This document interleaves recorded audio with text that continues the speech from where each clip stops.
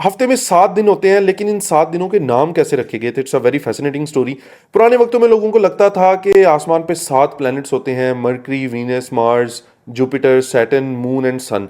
उन्हें लगता था सूरज और चांद भी प्लैनेट्स हैं, जबकि वो ज़मीन को, मज़े की बात है, प्लैनेट नहीं समझते थे। तो उन्होंने इन प्लैनेट्स के नेम अपने गॉड्स के नेम पे रखे थे, और फिर जब उन्होंने कैलेंडर डिज़ाइन किए तो 7 दिन भी इसी मुनासबत से रखे।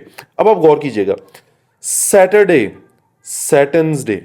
तो सैटर्न जो प्लेनेट था उसके नाम पे सैटरडे रखा गया। सैटर्न्स डे था, लेकिन वो बोल बोल के फिर सैटरडे बन गया।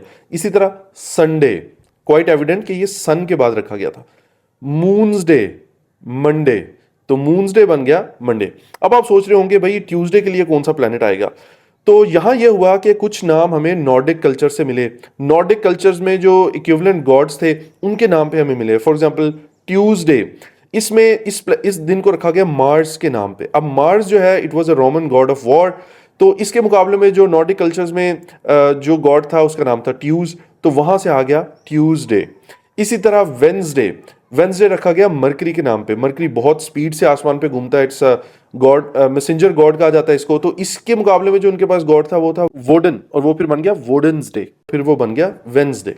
उसके बाद थर्सडे, सबसे बड़े प्लेनेट जुपिटर के नाम पे रखा गया।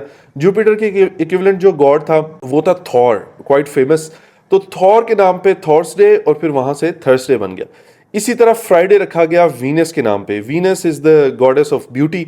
तो इसके इक्विवेलेंट जो गॉड था नॉर्डिक कल्चर में वो था फ्रिगा, तो फ्रिगा के नाम पे फ्राइडे।